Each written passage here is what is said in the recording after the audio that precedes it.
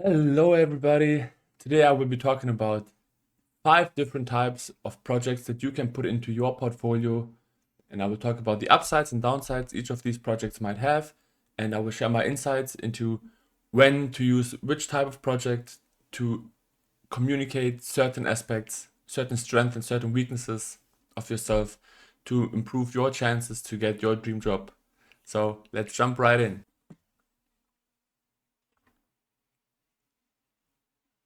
The first project type that I'm going to talk about is the professional and real world project type, right? So this is a project work that is based on real life assignment from a paying client from a business and a relevant industry. And this can also be freelance work. So basically everything with real business constraints. I would say these are amongst the most important, most relevant projects that you can share and put into your portfolio because they communicate like an entire breadth of information about you as a designer, but also you as a worker, as an employee, right? Did you manage to communicate with your team, with your client? All these aspects are being represented by the professional real world project that you can place into your portfolio. Major downsides of these real world projects are that they usually are restricted by non disclosure agreements with the client. So you have like an amazing project that you worked on and it's ready to go, but you cannot talk about it. You cannot share it. You cannot share the insights, the sketches, the research that you did for this work because it's safe and protected. And we should also respect that safety and the protection. Is there anything we can do about it? Not really. We just have to accept it, right? We can always ask the client directly if it's fine to share certain things so they can give you green light for a specific part of the project, like some sketches if you want to share them or some pictures that were taken. What's usually the way it goes is that you work on a project, then you hand it over to the client, and the client then develops it into a market ready product. And there is a release date where they publicly announce that they have this product that will hit the market on this and this date. They have already made public certain materials and visuals of the product and the project.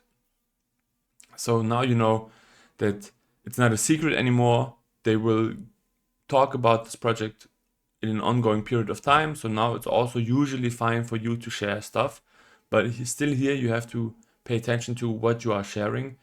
And another downside is that it often takes years between the design that you handed over to your client and its actual market introduction. So I worked on some projects and I had to wait several years before they got actually produced. And in those all those years you cannot show anything. And by the time it actually becomes public, it might not be relevant anymore, or you grew as much in those 2 years that it's not representative of your skill level anymore.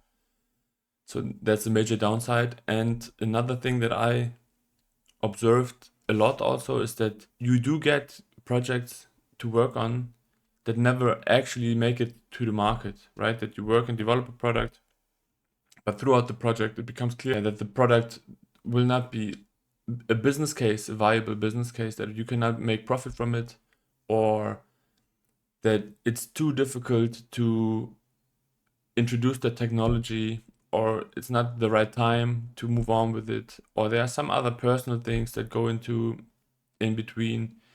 So there's like a whole selection of reasons why a product might not be making it to the market.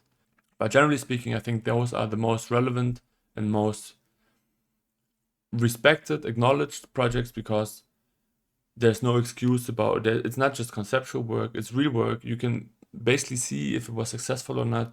You know all the ins and outs. Also, usually you're quite in depth in terms of manufactured technologies, like what was used for the production and what were also problems throughout the process that you had to overcome to make it work. And every project has these things where unexpected changes had to be introduced or constraints had to be made tighter in order for something cost reduction or whatever. And then you have to come up with solutions to like these engineering problems or usability problems, usability issues. So these are the interesting things for a future employee. How did you tackle a project and the problem where you had to overcome an issue that was unexpected, right? These are the things that they want to hear and see apart from the aesthetic thing. The aesthetic thing is a fundamental thing, right? You always have to deliver that one. But beyond that, what differentiates you from the rest is how you share the process and the way you think as a designer and what your strength is, how deep you understand the mechanics of a product and its impact on the user. The next project that I'm going to talk about is the academic or collaborative project. So this is basically every project that was completed for and during the formal education. And the advantages that I see with this project type is that it offers great opportunities. Usually in the university or college setting, you get to meet interesting companies that ask for projects to be made, or you get to participate on trips to certain places that focus specifically on design and want to share their knowledge from industry with education and students, right? So you can really work for some interesting clients that you potentially not have the chance to do in real life because they have their own in-house design companies or whatever. And also you have a lot of creative freedom as a student because the restrictions and the constraints are much broader and wider. So you can really be explorative, and that's also much more of what the teachers want to see, right? They want you to be creative and explore your own inner creativity and your own borders of frontiers of your own creative thinking. What I also like about these kinds of projects is that they can be reflective of a development, right? You can show things from year one, where you start at the fundamentals of aesthetics, colors, contrast, balance, composition, and whatnot, materials. And year three, potentially, where you're already much further refined in your understanding of the aesthetic realm.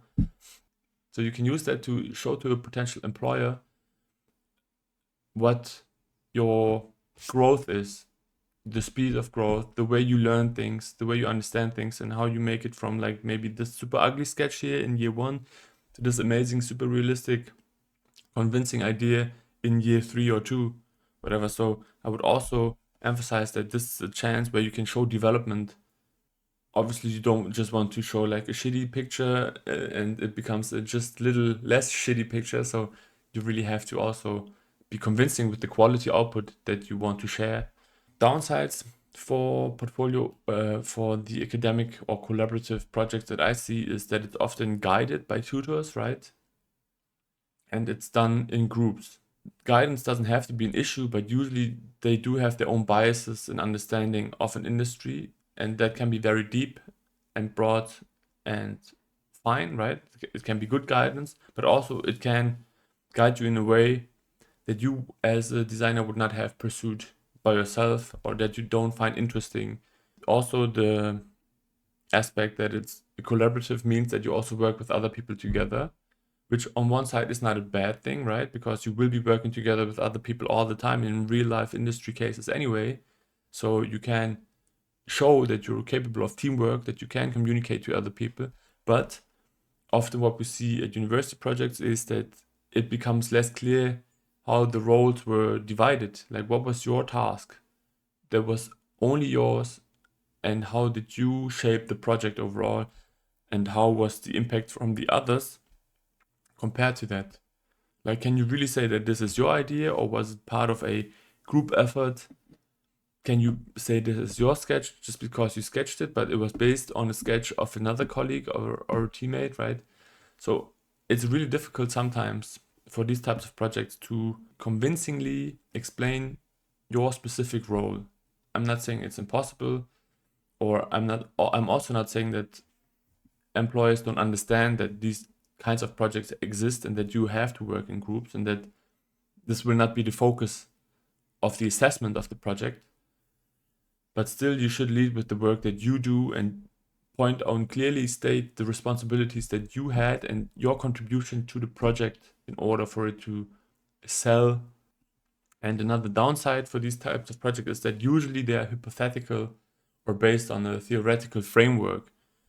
And this is good to learn about concepts of art and design and to have this unrestrained space for creative work, but also it leads to objects and designs that are just not realistic or not relevant because of the lenient restrictions.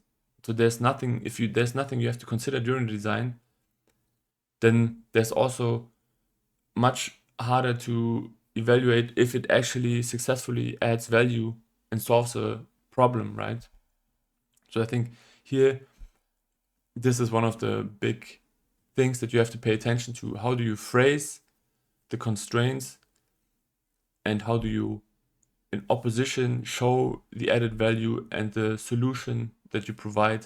All right, now we go on to the competition and event. So basically these are very short projects for competitions or hackathons or other related events, right? I think these are great opportunities where you get the chance in a very brief amount of time to work on something really cool. And these can be really used to identify you as an individual, right? Because you take part in those events from personal interest. Is it a competition on automotive design? Is it a competition on packaging design? Is it a competition on, I don't know, the next audio device? So with your selection already, you express that you are interested in this field and that you want to basically take part in this design field and show that you can come up with your own ideas for this specific competition. What's also cool is that it shows your initiative, that usually these can be part beyond the curriculum, right? That you have to put in the extra work outside of the regular schedule. And competitions also usually have a clear ranking. So I'm not saying that you always have to be the winner in order to be able to share this project on your portfolio. But if you do have a good position, right, you're become first or third in a competition of thousands of people, then that's obviously like a strong selling point for this project. Then it has been validated by other design professionals already on very specific requirements also. So that's the cool thing with competitions as well, that they have clearly stated requirements and also evaluation criteria. So it makes really transparent why your project potentially is a worthy winner of a competition. And also often these competitions are held in collaboration with other companies. So this can also be a real good opportunity for you to network and get in touch with these industries. And if you want to apply for those companies later on and you already participated in a design competition for that company specifically, or at least in that domain, then it's obviously a very good idea to show also that you were successful within that industry, even if you don't have like a real life industry experience yet, fresh from university. The downsides I see with this competition projects are that they're usually very brief. They have a very strict time frame that you're allowed to hand in your work, and usually you're also not allowed to hand in work that was being created the year prior to. So that often does not allow to go through all the stages of the design process, right? So you potentially just can hand in like a well thought through concept idea, but you cannot go all the way to validate, build prototypes, improve on functional mechanisms, and refine all the way, right? I mean, there are different competitions, of course. Some ask for prototypes potentially, but usually I'm just saying that it's like a restricted time frame where you potentially don't have all the depth that you would otherwise have in a regular project, because you just have to hand it in at the time when it's due, no matter the state you're at in this project. I'm also curious if there's any follow-up on the competition. So if you share a project on a competition and you potentially won, then what's the next step after that? If you feel like they don't really do anything with your idea, can you take it the next step further yourself? So there's also a chance, right, for you if the process is restricted, that doesn't mean that after the hand in of the competition is over, that you cannot keep working on your idea if you like it, if you feel like it's relevant, if you want to work out the idea to its finish, right? And now I will talk about the side project. So side projects are self-initiated projects that are realized in private terms, right? So basically you just have an idea for yourself that is not related to any course you have, any competition that you don't have to do. It's just like from your personal interest and belief, you want to create something because you find it cool, or you have a problem and you want to solve it, and you spend the time to actually do that in your private time, right? So I think this is one of the most advantageous projects next to the real life projects, because it too reflects your personal interest and initiative, right? So what do you do besides studying and work? Do you go the extra mile? Are you actually interested in the design field? Or is it just like something you're obliged to do because you chose that path, right? With side projects, you have also full creative control. Like you can decide exactly where you want to go, what constraints you want to introduce or not, how far you want to take it, if you want to stop midway or not, and all these things. Like you have complete control. There's nobody you have to show things to, there's nobody you have to get validation from. It's all yours. So that can be really strong because it doesn't restrict you, or there's no grade that you get, right? So you can just do whatever the fuck you want, whatever you want. I think this side project type can be a key differentiator too, right? So at university, all the students go through the same projects, right? The same classes. So their projects obviously vary, but they tackle the same problem. And that also differs from university to university, from college to college, from country to country. And yet there's like at least your class or your year that has the same problems to tackle, and that also shows then in the portfolio, right? So the side project is a key differentiator where you can basically go beyond the base ideas and projects that every other student has in their portfolio and show the things that really are valuable to you and you only.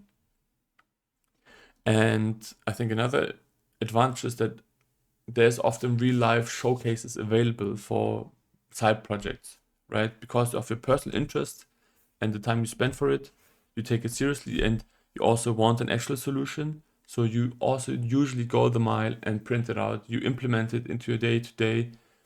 You actually experience the benefits of your own ideas and solutions and potentially iterate and make a point two version of your concept idea and so forth. So that's really cool because you have something to show when you go to an interview. You can bring in all the different prototypes. You can clearly communicate the development and evolution it made. You can show the functionality and also explain the problems that you came across with, right? The downside of the side project is that it can lack context and or feedback because it's so individual and you don't have to show it to anyone. You also are also the only person that actually validates it. And that can be a problem because one mind doesn't see a product the same way as five people would see, or 10 people, or 100 people, right? And another thing, another downside would be that there's no market validation usually. I mean, you can, of course, if you have an idea and you developed it, you can bring it to market your own yourself, but that's very costly and risky, right? I don't think that's a big problem because of the overall characteristics of the side project. But we do see that it requires just a lot of extra effort on your side, yeah, because you have to really take the time. I mean, yeah, maybe that's a good example.